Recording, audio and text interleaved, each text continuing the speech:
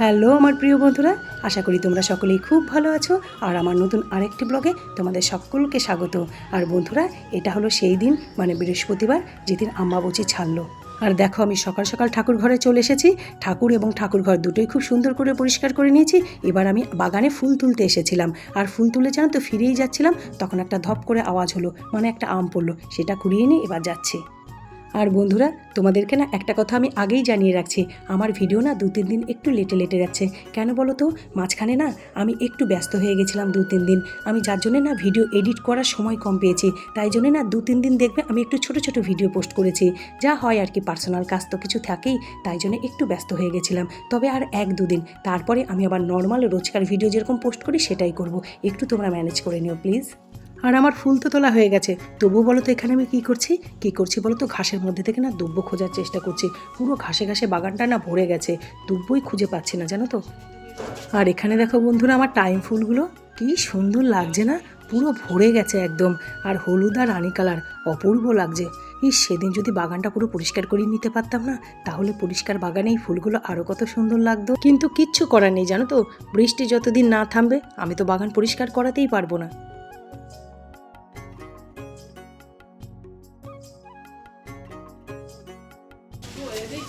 এদিক থেকে এদিকে থেকে ওদিক শুয়ে থাকে, ওদিক থেকে ওদিক শুয়ে থাকে। লালু লালু আর গুরু দুজনের আর কোনো কাজ নাই।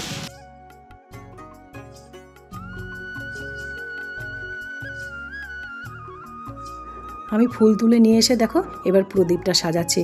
আর ফুল তোলার আগেই তো আমি ঠাকুর ঘর পুরো পরিষ্কার করে, ঠাকুরের বেদি টেদি ঘষে মেজে পরিষ্কার করে, ঠাকুরকেও একদম ধুয়ে মুছে নতুন শাড়ি পরিয়ে নিয়েছি। আর আজকে যেহেতু বৃহস্পতিবার, ঘর তো পাল্টাতেই হবে, তাই জন্য লক্ষ্মীর আসনটাও না একদম ভালো করে পরিষ্কার করে নিয়েছি।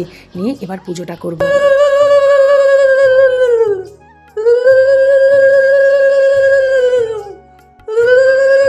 আর বন্ধুরা, আজ যেহেতু আমাবতী, আজ তো মায়ের বিশেষ পুজো। আমার মন্দিরে তো আমি মাকে পরিষ্কার করে, ঠাকুর ঘর সকল কিছু পরিষ্কার করে পুজো দিয়ে দিচ্ছি। কে জানে আজকে পাড়ার মন্দিরে কে শাড়ি পরাবে।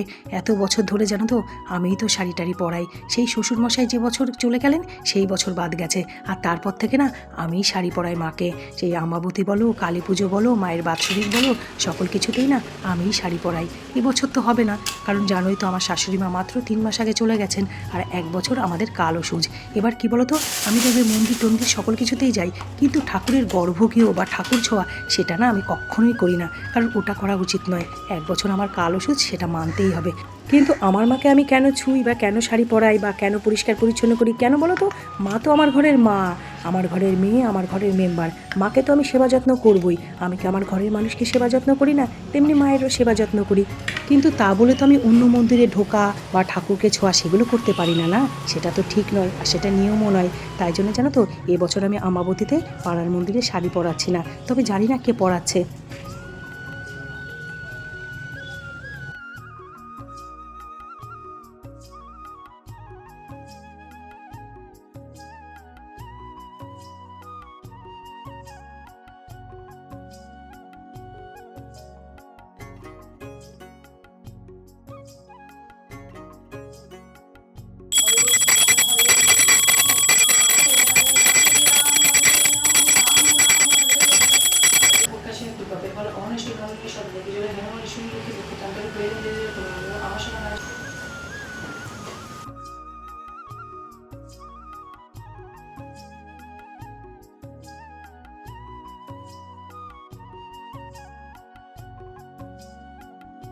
পুজো করা কমপ্লিট হয়ে গেছে, এবারে প্রসাদ খাবো, তারপর রান্না বসাবো। আর তার আগে জানো তো একটু পাড়ার মন্দির থেকে ঘুরে আসছি। কি বলো তো, এত বছর ধরে ঠাকুরকে শাড়ি পরানো, পরিষ্কার টরিষ্কার করা, এগুলো তো সকল কিছু আমিই করি। মনটা না একটু কেমন কেমন লাগছে, তাই জন্য এই যে দেখতে এসেছি কে ঠাকুরকে শাড়ি পরাচ্ছে। হাই চুটকি, ঘরে ঘুমাচ্ছিলে, তাও বাবা জোর করে নিয়ে চলে এসেছে। কেন আনলি? এত বেলা অব্দি ঘুমাচ্ছিলে তুমি?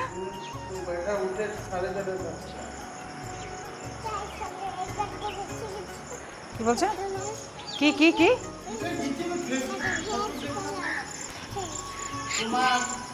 মন্দিরে এলাম যে ঠাকুর নতুন শাড়ি পরার পর একটু দেখব, কিন্তু এখনও না ঠাকুরের নতুন শাড়ি পরানো হয়নি, এখনও ঠাকুর ঘর পরিষ্কার করার কাজ চলছে। তার মানে পুজো হতে না এখন বেশ খানিকটা দেরি, কিন্তু আমার তো বসে থাকলে চলবে না, আমার প্রচুর কাজ আছে, রান্নাবান্না পুরোই বাকি আছে, তাই জন্য বাড়ি ফিরে যাচ্ছি।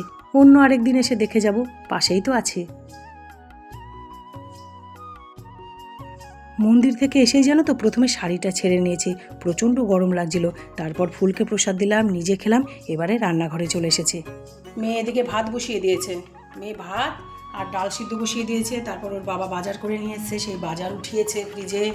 আর এদিকে দেখো আজকে হবে পমফ্লেট মাছের ঝাল, ফুল ধুয়ে ধুয়ে রেখে দিয়েছে, ও যেমন পেরেছে ধুয়েছে, দেখে আমি আরেকবার ধুয়ে নেব। আর এখানে চিংড়ি মাছটাও ধুয়ে রেখেছে, চিংড়ি মাছটা খুব সুন্দর করে ধুয়েছে। আলু পটল দিয়ে চিংড়ি মাছ করব আর পমফ্লেট মাছের ঝাল, আর ওদিকে তো ডাল করছি, ডালের সাথে ভাজা রাতে করে নেবো, এবেলা আমাদের দুজনের ডালের সাথে ভাজা লাগবে না। আর এইখানে কি চলছে বলো তো, ফুলের আবদার যে যেহেতু ও ডালটা সেদ্ধ বসিয়েছে, তাই জন্য পুরো ডালটা আজকে ওই রান্না করবে। ওই দেখো কড়াইতে প্রথমে সর্ষের তেল দিয়েছে, তেজপাতা, জিরে, শুকনো লঙ্কা ফোড়ন দিয়েছে, তারপর এখানে লঙ্কা কুচি আর পেঁয়াজ কুচিও দিয়ে দিল। লঙ্কা কুচি পেঁয়াজ কুচিও কিন্তু ওই করেছে, আমি করিনি।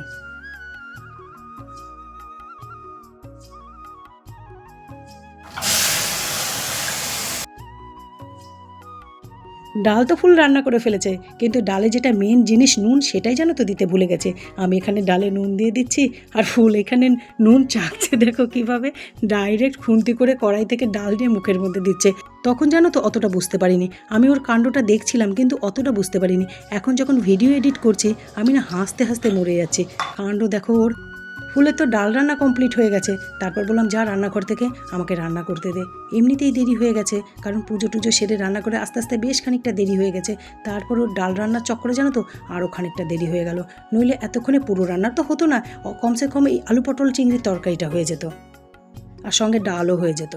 কিন্তু ওই যে ডালটা রান্না করবে, আমিও দেখলাম না করুক, এইভাবে আস্তে আস্তে তো শিখছে রান্না, এখন তো টুকটাক টুকটাক অনেক কিছুই রাঁধতে জানে। আর যেদিন ধরো রান্নার পিসি আসে না, সেদিন জানো তো ও কাজ চালিয়ে দিতে পারে, ভাত ডাল একটা ভাজা বা একটা পাতলা মাছের ঝোল এটুকুও নামিয়ে দিতে পারে।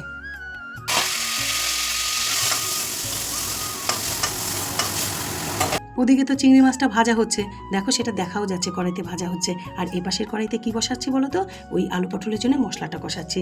যথারীতি কড়াইতে সর্ষের তেল দিয়েছি, জিরে তেজপাতা শুকনো লঙ্কা ফোড়ন দিয়েছি, তারপর একটু পেঁয়াজ বাটা, টমেটো বাটা, কয়েক টুকরো কাজু বাটা আর একটু চার মগজ বাটা একসঙ্গে মিক্সিতে পেস্ট করে সেটা দিয়ে দিলাম। আর তারপর সেই মশলা কষে এলে তাতে দিয়ে দিলাম বেসিক মশলা, জিরের গুঁড়ো, লঙ্কার গুঁড়ো আর হলুদ গুঁড়ো, সেটাকে ভালো করে নেড়ে চেড়ে তারপর আগে থেকে ভেজে রাখা আলু পটল আর চিংড়ি মাছ দিয়ে ভালো করে নেড়ে চেড়ে কষিয়ে দেখো জল দিয়ে ঢাকা দিয়ে দিয়েছি।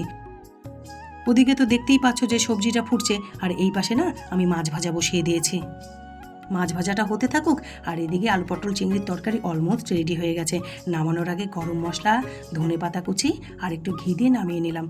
তবে সবজিটাতে জানো তো ধনেপাতা না দিলেও চলতো, কিন্তু ওই যে মাঝে মাঝে আমার একটু নিজের মতো করে রান্না করতে ভাল লাগে, আর নিজের টেস্টের মতো করে আর কি। আর তাছাড়া ফ্রিজে জানো তো বেশ খানিকটা ধনেপাতা ছিল, কিছুটা রেখেছি পমফ্লেট মাছে দেবো বলে, আর কিছুটা ওই আলু পটল চিংড়িতে দিয়ে দিলাম। আর এদিকে তো দেখতেই পাচ্ছ যে আমার পমফ্লেট মাছ ভাজা কমপ্লিট হয়ে গেছে। তারপর সেই ভাজা তেলের মধ্যে আরেকটু সর্ষের তেল মিশালাম, তারপর তাতে ফোড়ন দিলাম জিরে তেজপাতা শুকনো লঙ্কা। ফোড়নটা হয়ে এলে তারপর দেখো আগে থেকে বেটে রাখা মশলা দিয়ে দিলাম, আর এই মশলার মধ্যে আছে টমেটো, পেঁয়াজ, কয়েক টুকরো রসুন আর একটু আদা। আর এবারে দেখো মশলাটা ভালো করে কষে এসছে, তাতে দিয়ে দিলাম বেসিক মশলা, জিরের গুঁড়ো, লঙ্কার গুঁড়ো আর হলুদ গুঁড়ো, ও হ্যাঁ নুনও দিয়েছি টেস্ট অনুযায়ী। তারপরে দেখো ভালো করে কষিয়ে টষিয়ে এবারে ঝোল দিয়ে দিলাম। ঝোলটা ফুটতে থাকুক, আর ততক্ষণ না আমি রান্নাঘরটা পরিষ্কার করতে থাকি। কি বলো তো, দেরি করলেই না দেরি হয়, যত তাড়াতাড়ি কাজ কমপ্লিট করা যায়। যেহেতু ঝোলটা ফুটছে, ফুটতে থাকুক, ততক্ষণ আমি রান্নাঘর পরিষ্কার করাটা খানিকটা এগিয়ে নিই, এতে তো আমারই সুবিধা হবে বলো। আর দেখতেই তো পেলে যে ঝোলটা কত সুন্দর ফুটে গেছে। এবারে তাতে দিয়ে দিলাম ভেজে রাখা মাছ, আর তারপর আরেকটু ফুটে উঠলে তার মধ্যে দিয়ে দিলাম আগে থেকে কুচিয়ে রাখা ধনেপাতা। আর এই থালাটাতে জানো তো আমি ভেজে রাখা মাছগুলো রেখেছিলাম, অনেকটা তেল মশলা লেগে আছে, সেটাকে কাচিয়ে কুচিয়ে দিয়ে দিলাম। এবার মাছ একদম রেডি হয়ে গেছে, নামানোর আগে চেরা কাঁচা লঙ্কা দিয়ে নামিয়ে নেবো।